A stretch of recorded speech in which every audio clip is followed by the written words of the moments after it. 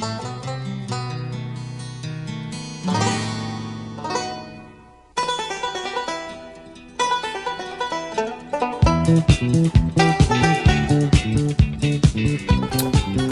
welcome to another episode of the Cover Zero podcast, the show where I cover the least in the best way possible.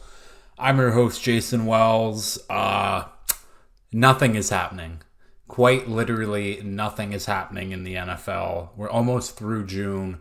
Training camp is that much closer. That means preseason's that much closer.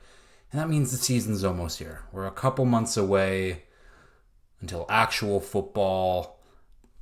And hey, there's still some free agents out there. Just no one's been signed. There's still some names. Obviously, Hopkins is out there. Dalvin Cook, Marcus Peters, John Johnson, Dalton Reisner, Jadeveon Clowney, Jason Pierre-Paul, Justin Houston, Yannick Ngakoue. There's guys out there. It's just teams are hesitant right now. I don't blame them. But yeah, this week's episode, we will be continuing the Hall of Very Good, this time with edge players and linebackers. And yeah, as always, we'll start off with the NFL Weekly Update. So let's just get right into it. Should have mentioned off the top of the show, happy belated Father's Day. And Jordan Love wished Bears fans a happy Father's Day. If you're confused by this, so were a lot of people, and so was Jordan Love apparently. But Jordan Love wished Bears fans happy Father's Day. You know, usually if you're someone's dad, you don't wish the kid a happy Father's Day. So Jordan Love is calling Bears fans his father. Tried to make a joke that obviously Aaron Rodgers has made before in the past, did not land. Maybe this is a sign of things to come for the Packers, of Jordan Love trying to meet Aaron Rodgers' expectations and just falling short. Who knows? Lot of pressure coming to the Packers. Not really. I mean, a lot of pressure for Jordan Love anyways to show out, especially week one, because they will be playing the Bears week one. So, yeah, that should be an interesting matchup. I hope the Bears win that matchup, and then they can chant, "Who's your daddy?" That would be pretty funny in my mind. Moving on, Pat's corner, Jack Jones, arrested at Logan Airport with loaded guns. He had 2 loaded guns. Absolute, brain dead move, just bringing a gun to an airport, let alone two loaded guns. He's facing, I think I saw a maximum 30-year sentence. Obviously, he won't get 30 years, but he could be looking at prison time. This is not something that should be taken lightly. Jack Jones even agrees. When John Morant was going through his whole fiasco with holding a gun on Instagram Live and the gun at the strip club, Jack Jones tweeted out, "John Morant, dumb. You let in social media and your pride ruin your real money. Put them guns down and run that money up. Make one of your homies sign for security or concealed carry if you feel like you need it. If you need it that bad. But the breadwinner, you got to start acting like it." Jack Jones has essentially tossed his NFL career away. I don't know if anyone will pick him up, especially with the amount of issues he has had off the field going into the draft. He was suspended for 2 games last year. He was suspended from multiple college programs, kicked out of multiple colleges. He committed commercial burglary at a Panda Express. So obviously, hopefully Jack Jones gets proper head on his shoulders. You would think with the Patriots and the Patriot way that would have fixed him. Obviously not. Obviously super talented player, but won't be playing for the Patriots anymore. Next note up, NFL legend, one of the best corners to ever play. Some would argue the best corner. I wouldn't argue that, but that's another topic for another day. But Deion Sanders could lose his foot, could have his foot amputated due to health complications. I think it's blood clots. A couple years ago, he lost 2 toes. So he's had 2 toes already amputated, and now he's at risk of losing the foot. Obviously, Dion, one of the swaggiest, most athletic players to ever play. Obviously, like Bo Jackson, played in the MLB too. Wasn't nowhere near as good as Bo Jackson was at baseball anyways. Was very good though. I mean, obviously you have to be very good to play in both professional leagues, but one of the best athletes of all time could be losing his foot. Sucks for Dion. Shouldn't affect him too much, at least with his coaching job at Colorado State, but hoping for the best for Dion. Moving on, though, last note up, because like I've said, nothing is happening in the NFL. Literally nothing. But no one wants to do Hard Knocks. I think the NFL has asked the Lions if they want to do it again.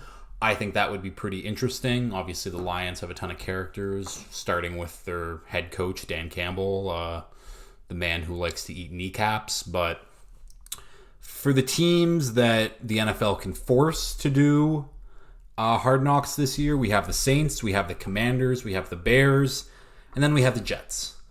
Obviously, of those 4 teams, the Jets are clearly the front runner to get Hard Knocks. I mean, landing Aaron Rodgers, and people have them as Super Bowl contenders. They probably have the most interesting narrative this offseason. I mean, you talk with the Saints, whatever. You got Derek Carr. You're just staying the course of ever since Drew Brees left. It's not working, is what it is. The Commanders were on Hard Knocks a few years ago. I know Ron Rivera also said that he would never do Hard Knocks again, so we'll see. And the Bears would be interesting. Newer coaching staff, front office. Obviously, Justin Fields is a future superstar in this league, in my mind. Lots of building pieces, but the Bears would be interesting, but the Jets are obviously just much, much more interesting. And that's only because of Aaron Rodgers. Okay, moving on. Hall of Very Good. If you've missed it, so far we have covered all of offense. We've done quarterbacks, tight ends, running backs, wide receivers. Last week was offensive linemen and defensive tackles. Now we're moving on to edge and linebackers. I got some good names here, and now that I'm talking about it, I think that this will be a thing that I will continue to do in future years, where I will add people to the Hall of Very Good. Because there are people who, like, after I name these 5 guys, where I go back and I'm like, that's a good guy, that's another, like... So I'll keep adding to the list, I'll keep updating, but let's start off with the linebackers. And number 5, I got Carlos Dansby.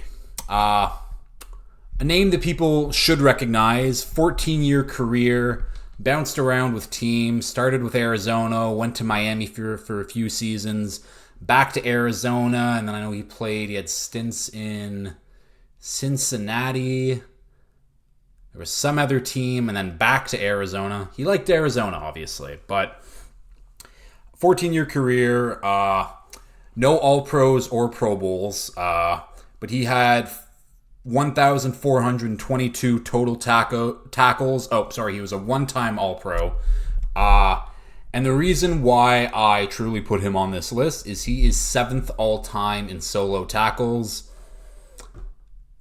That deserves Hall of Very Good in my mind. You're top 10 in tackles all time. A guy who didn't get recognized around the league consistently, but everywhere he went, he started. He was a very good, solid, consistent linebacker. Carlos Dansby, number 5 linebacker, Hall of Very Good. Moving on, number 4, we got James Ferrier, of the most notably of the Pittsburgh Steelers. Started off his career with the New York Jets. 15-year career, 1,440 career tackles, 2-time Super Bowl champ, 2-time All-Pro, 2-time Pro Bowler. And yeah, when you talk about those Steelers defenses, he's a big part of it. There's a lot of Steelers to talk about on that defense. I mean, we're going to talk about one of them when the edge players, but Troy Polamalu is obviously the big name for the guys that stood out on those early 2000s Steelers defenses that won them the 2 Super Bowls. And yeah, James Farrier is 13th all-time in solo tackles. Again, just one of the most consistent linebackers of this generation. There when you needed him. Great player all around. Moving on to number 3, we got Derek Johnson of the Kansas City Chiefs. Spent his 14 of his 15-year career with the Chiefs. I think he spent the last year with the Oakland Raiders. 1,168 total tackles, 1-time All-Pro, 4-time All-Pro, 16th in all-time solo tackles.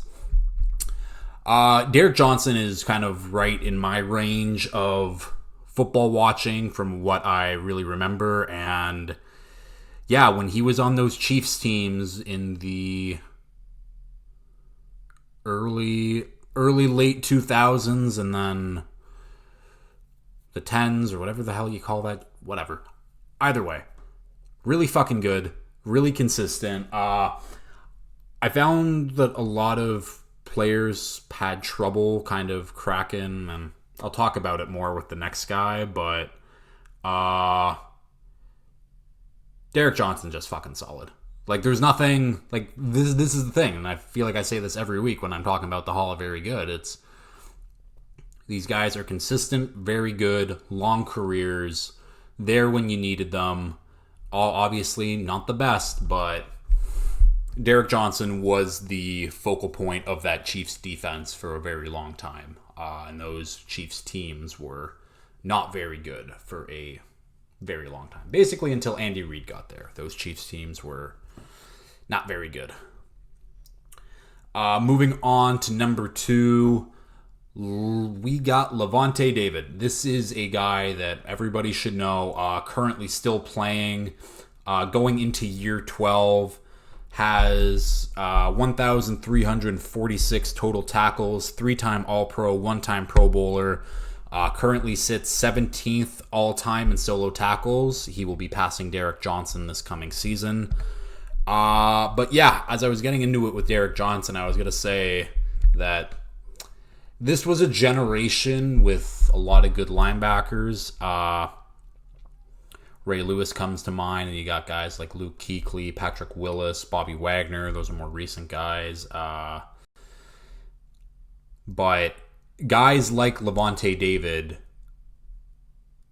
did not get the recognition they deserved because there was those guys at the top that always flourished, always. But Levante David was right there. He might not have the All-Pros or the Pro Bowls to show it, but Levante David has been one of the better linebackers of this generation. Still a very good linebacker in the league. Yeah, he is someone who has been underrated for a long portion of his career. Obviously Super Bowl champ with that 2020 Bucks team. Well deserved. Yeah, Levante David, number 2 linebacker, Hall of Very Good. And rounding it off at number 1, we got Navarro Bowman. Only an 8-year career, 798 total tackles, 4-time All-Pro, 3-time Pro Bowler. Those Niners, those early 10s Niners defenses, when it was Bowman and Patrick Willis in the middle of the field, and then you had Aldon Smith at one edge, you got Justin Smith manning the other DN spot. Who else was on those defenses? Either way, very, very, very, very good defenses. Navarro Bowman probably had a chance at being a Hall of Famer if it wasn't for he tore his MCL and ACL in the 2013 NFC Championship game against the Seahawks. If you don't remember that game, you probably should, because that was the game Richard Sherman obviously Don't try me with a sorry receiver like Crabtree. That's what you get, as he's yelling at Aaron Andrews on the sideline. All-time clip. But Bowman tore his ACL and MCL in that game, missed the entire 2014 season, came back, and then just kind of wasn't the same. Sucks to see, because his pace at the start of his career was absolutely insane. One of the best linebackers of this generation, I'll say it, but just did not play enough, and the injuries caught up to him, and that's what happens sometimes in the NFL. It really sucks, but it's a hard league to play in. We'll move on to the edge players now. Starting off with the number 5 edge player for the Hall of Very Good. We have JPP, Jason Pierre-Paul, going into year 14 potentially. As I said at the top of the show, he is a free agent. 94 and a half sacks on his career, 2-time Super Bowl champ, one with the Giants, one with the Bucks, 1-time All-Pro, 3-time Pro Bowler. Very, very good career. When he was with the Giants, it was him and Justin Tuck and UCU Manura manning that defensive line. Gave Tom Brady a bunch of problems in that Super Bowl game. But he was up and coming, very good player. And then in 2015, on July 4th, he decided to play with some fireworks. Not really play with some fireworks, but set off some fireworks. Did not obviously do it in the safest way, and he lost a couple fingers. So that had him sit out. I think he missed like half the season because of that, and then he ended up playing with a club on his hand, and now he has his fingers properly amputated, and he plays with obviously a custom glove on, but never really the same after that. Was always very, very good. Didn't hit that elite level he once had. I think he had 16 and a half sacks one season, but something like that. But yeah, JPP, number 5 edge player. Moving on to number 2, we got Elvis Dumervil, a name that probably a lot of you haven't heard in a while, but 12-year career, 105 and a half sacks, 105 and a half? Yeah, that sounds right. 105 and a half sacks, 1-time All-Pro, 5-time Pro Bowler. He had 2 17-sack seasons, 5 years apart. So he did it with, obviously, so he started his career with the Denver Broncos, played there for a long time, finished his career with the Ravens. So I think he had 17 sacks in 2009, and then he had 17 sacks in 2014 with the Ravens. That's very impressive to have that long of a stretch. Obviously, 5 years isn't that long. In NFL terms, 5 years is a very long time. And having 2 17-sack seasons, very, very impressive. And what makes all of this even more impressive in my mind, he's 5'11".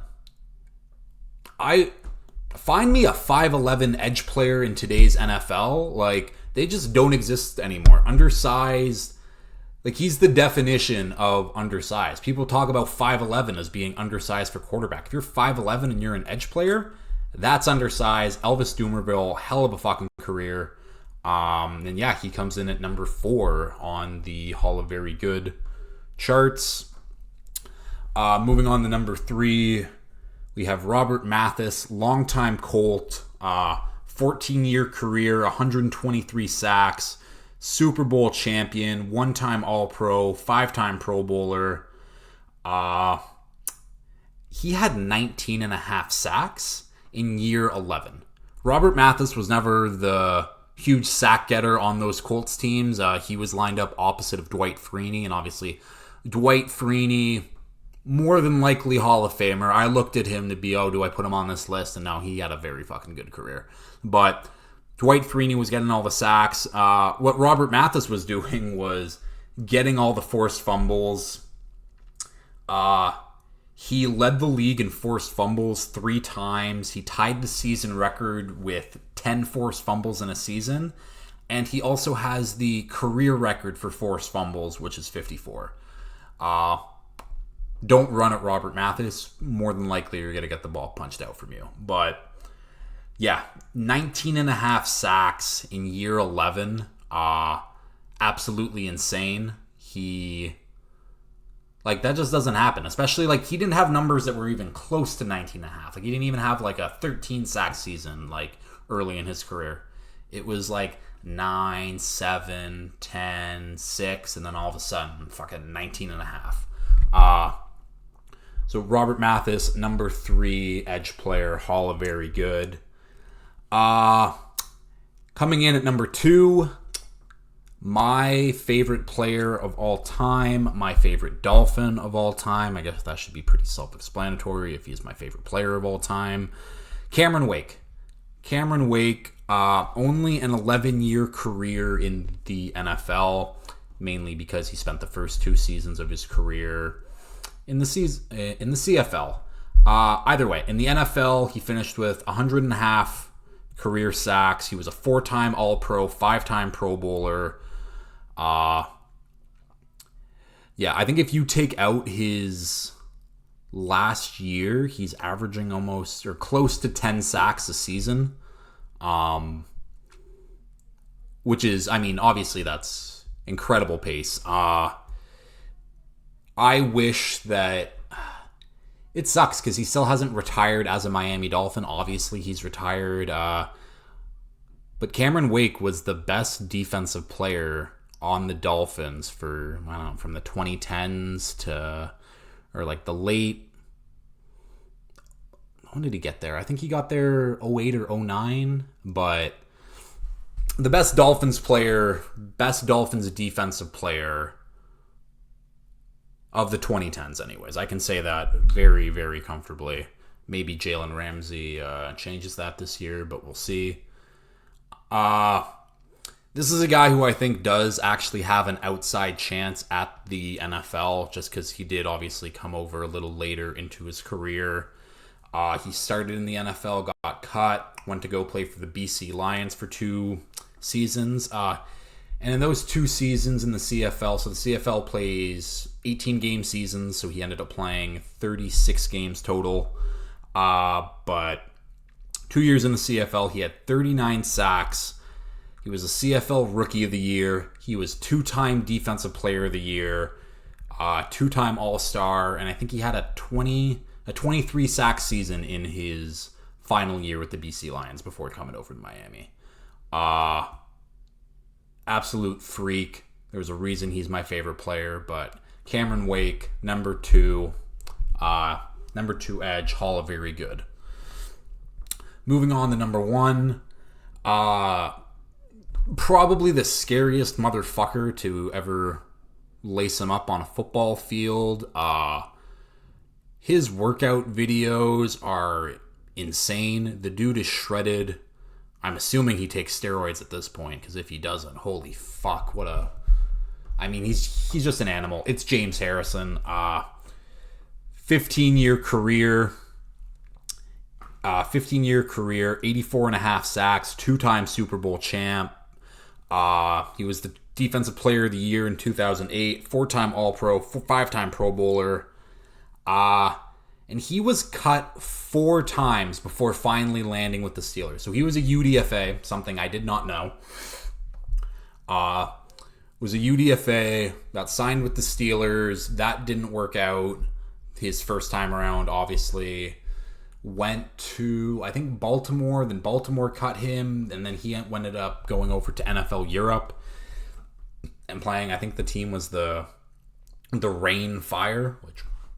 pretty sick name. Obviously, Rain not spelled R-A-I-N, spelled R-E-I-G-N. But Rainfire. Fucking sick name. And then, after his NFL Europe stint, came back with the Steelers, and I guess the rest is history. James Harrison, also someone who was undersized. They didn't know, early on in his career, they didn't know where he would play, if he would be like a middle linebacker. He was undersized for that, though. And then edge, obviously. He's still a little undersized for that, but ended up finding a career on the edge. And he had a great fucking career. It's that simple to say. Obviously, it culminating with the '08 Defensive Player of the Year. The Steelers won the Super Bowl that year, and we all remember James Harrison. I think it was at the end, at the end of the second quarter. The Cardinals in that Super Bowl storming down the field, Kurt Warner, and then James Harrison, 100-yard pick six, going into half. He was dying after. That man was on the sideline, on the oxygen tank, just huffing and puffing. I don't blame him. What a moment. That's one of the best moments in the Super Bowl. I think that's one of the first Super Bowls that I remember fully watching as a kid. And it was an all-time great. And James Harrison was a huge reason why that Super Bowl was an all-time great. Okay, I think that'll do it mostly for this episode. There's not a lot happening right now. The NFL, more people just need to get signed, or more things need to happen. There's not a lot of stories coming out right now. It is what it is. We're in the very dead point this offseason. Next week's episode, obviously, we'll do another NFL weekly update, and then we'll finish off the Hall of Very Good 2023 class with the corners and safeties. I already got a couple guys in my mind of who are going to make that list. But yeah, if you've liked this, please like, share, retweet, subscribe, all that fun stuff. And until next time, peace.